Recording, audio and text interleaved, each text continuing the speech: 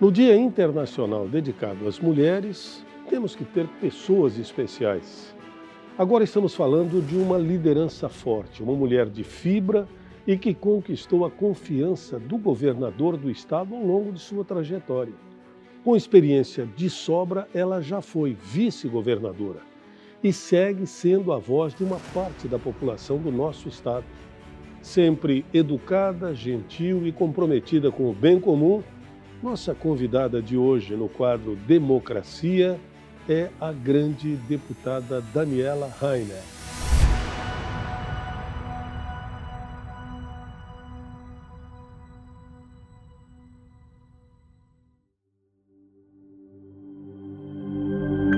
Deputada, nos conte um pouco mais de suas origens, suas atividades anteriores à vida parlamentar. Eu sou advogada, sou produtora rural de profissão, né? Fui policial militar também, mas foi um período durante a faculdade. Muitas pessoas acham que eu fui policial militar até entrar na política, mas não, foi dos 19 aos 21 anos e advoguei 18 anos até entrar na política, né? Eu nasci numa cidade pequena, chamada Maravilha. Acho que a gente teve aquele tipo de infância que a gente gostaria de dar para os nossos filhos, né? Criei os meus filhos num ambiente muito sadio, muito aconchegante e sempre rodeado de amigos, casa sempre cheia. Consegui passar para os meus filhos, né, esse vínculo com a família, com a terra, com as nossas tradições. E aí, diante de uma inquietude muito grande de não me conformar com a corrupção no Brasil, de não me conformar com a falta de responsabilidade com o interesse público, e querendo realmente um Brasil melhor, eu acabei me envolvendo nos movimentos contra a corrupção desde 2013, ia para a rua, fazia diversos protestos, né? A minha filiação partidária se deu pela primeira vez em 2018.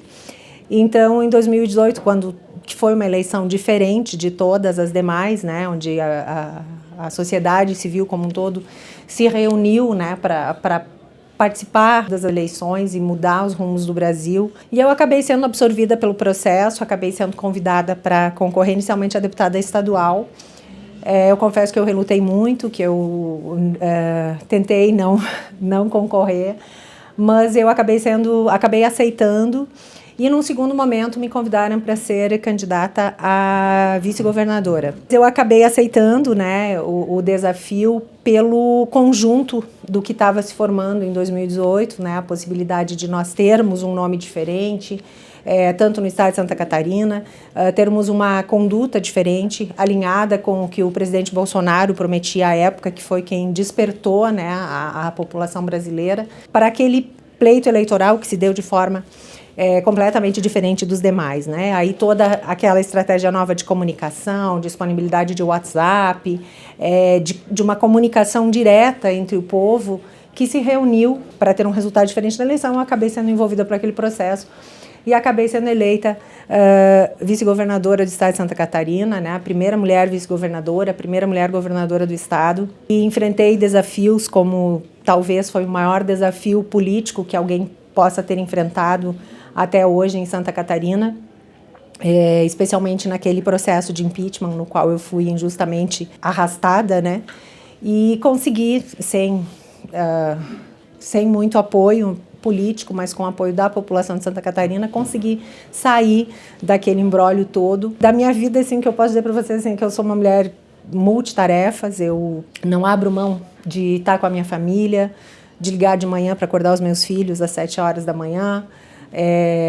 À noite eles me ligam antes de dormir para dar boa noite. Então, de alguma forma, a tecnologia ajuda que a gente esteja presente, né? Eu gosto muito de cuidar da casa, gosto muito de cozinhar, gosto muito de receber amigos, cuidar dos detalhes do dia a dia, da organização de todos eles.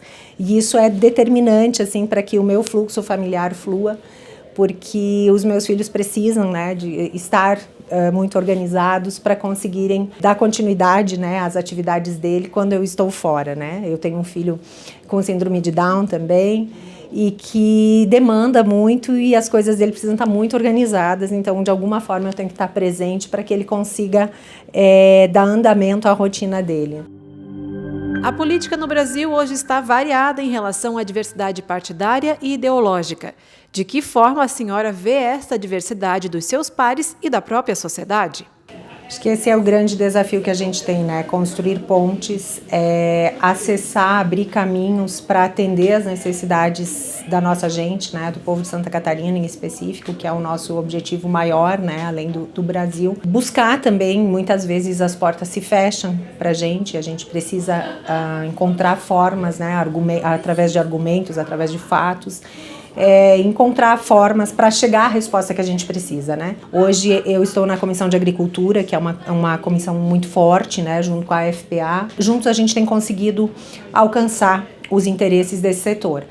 Mas eu também fiz questão de entrar aqui na Comissão de Integração Nacional e Desenvolvimento Nacional, que é a comissão que cuida do desenvolvimento regional de todas as nossas cidades e estados, e que cuida também dos temas de defesa civil, e através das comissões buscado alcançar o interesse público e a resolução desses problemas, né? Eu acho que uma coisa determinante, assim, que eu fico muito feliz de ter conseguido, ter através da comissão sensibilizado os demais deputados que a gente precisa investir recursos públicos também na prevenção e não só na mitigação de danos já acontecidos, na recuperação de danos já acontecidos, né? E hoje a gente consegue aportar recursos também para prevenção, e especialmente para o nosso estado de Santa Catarina, eu vi isso assim como uma situação estratégica, né? Que eu precisava entrar nessa comissão, e eu fiquei muito feliz de ter conseguido entrar, de ter levado a comissão até Santa Catarina naqueles episódios, enfim,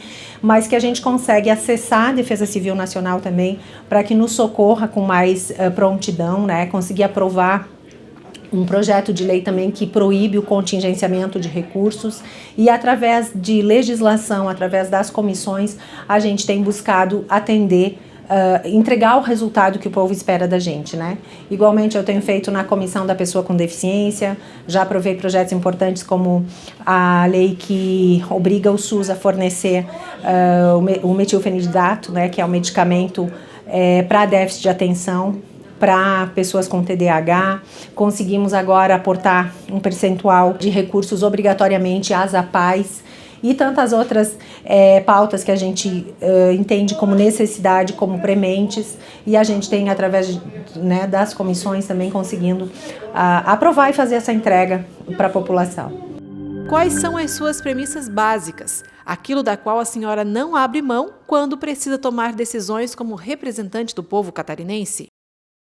Acho que a integridade, né, esse compromisso assumido com o povo de Santa Catarina, né, eu sempre digo, é uma procuração, né, eu sou advogada, então eu penso como advogada, eu recebi uma procuração do povo de Santa Catarina, baseada nas minhas propostas, baseadas num alinhamento que foi dado lá atrás, e é isso que eu preciso cumprir, né, mas sempre mantendo o interesse público em primeiro lugar, ainda que muitas vezes a gente tem algumas situações que acaba ferindo a gente, mas isso existe justiça, existe o devido processo legal para resolver essas questões, mas o interesse público precisa prevalecer, e a integridade, a legitimidade de estarmos aqui e o bem, né, das pessoas é que precisa, e o nosso país é que precisa prevalecer.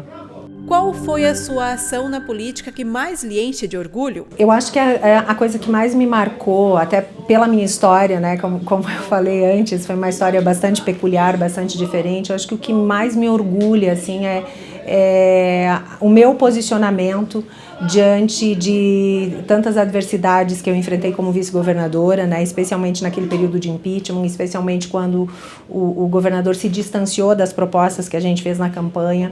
Eu consegui manter, ainda que com a duras penas, né, mas eu consegui manter a minha palavra, eu consegui manter o meu compromisso com o Estado e mostrar para as pessoas, eu acho que foi a grande oportunidade de mostrar para as pessoas o meu comportamento diante das adversidades, né? Também no período de pandemia que eu assumi o governo, acho que consegui abrir o Estado, criar um canal de comunicação com as instituições, que o Estado estava totalmente fechado, e a partir daí diversas outras ações que determinaram o destravamento da grande maioria dos processos que estavam travados, estavam emperrados, a gente conseguiu fazer andar. E eu tenho certeza que foi por isso que eu estou aqui como deputada federal hoje. Acho que a minha postura diante de tudo que aconteceu é que realmente me elegeu deputada federal.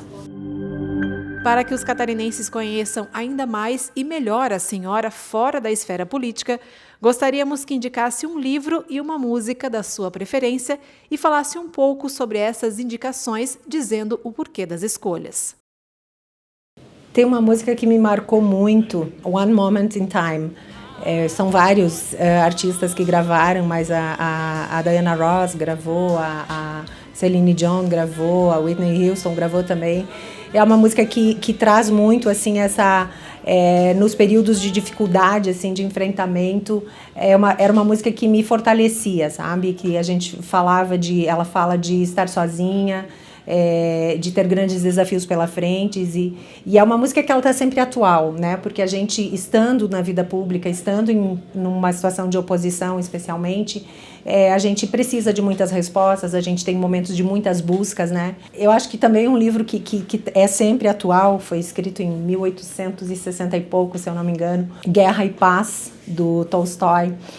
Ele fala da conjuntura naquele momento das guerras napoleônicas, né? E ele lembra muito do que a gente vive aqui também, né? Porque a gente está sempre num ambiente de guerra e de paz. A gente tem que superar as questões pessoais, os obstáculos que tem pela frente, todas as transformações da sociedade que estão sempre acontecendo, e o nosso objetivo aqui é fazer com que essas transformações aconteçam de uma forma saudável, aconteçam de uma forma que não prejudique as pessoas, né? Então, acho que ele é um livro bastante antigo, mas é um livro muito atual ainda, que eu, volta e meia, assim, me remonta, eu relembro algumas situações que parece que a gente está vivendo aquilo tudo de novo, né? Bem, a gente vive, né, constantemente muitos desafios, muitos enfrentamentos, né? E Santa Catarina é um estado que tem muitos desafios. É um estado que é realmente diferenciado, né, por toda a nossa história, pela força da nossa gente, pela formação da nossa gente. Hoje mesmo eu falava da questão do cooperativismo, do associativismo, desse jeito catarinense de ser, de cada um dar o seu melhor para desenvolver o nosso estado, que muitas vezes ficou desassistido pelo poder público, né? E muitas vezes a gente Santa Catarina é visto como um estado que não precisa de nada, que é um estado que se faz sozinho, mas a gente precisa muito pouco do poder público, que é o essencial, né? Que é uma infraestrutura de qualidade, que é o que queira ou não, é uma das nossas maiores batalhas aqui, que a gente tenha uma infraestrutura, uma logística de acordo com a nossa capacidade produtiva, de acordo com a nossa capacidade de desenvolvimento, né? E não é um gasto, Santa Catarina não é um gasto, é um investimento que rapidamente retorna, né? E muitas vezes a gente percebe no catarinense essa insatisfação com essa falta de retorno, né? Então, acho que a mensagem principal que a gente deixa para o catarinense assim, de sentir muito orgulho da nossa gente, da responsabilidade, da forma como se faz tudo em Santa Catarina, do jeito que a gente vive no estado, mas que a gente tem que continuar, né, determinado, aguerrido, correndo atrás e acreditando, né, não perdendo a fé, porque no final, né, a gente tem muitas batalhas pela frente, mas no final há de dar tudo certo, né? E enquanto não der certo, a gente tem que continuar trabalhando, batalhando para alcançar todos os nossos desiderados. E agradecer a todos, né, pelo carinho, pela confiança, né, de eu estar aqui representando o Estado, e dizer que podem contar sempre comigo.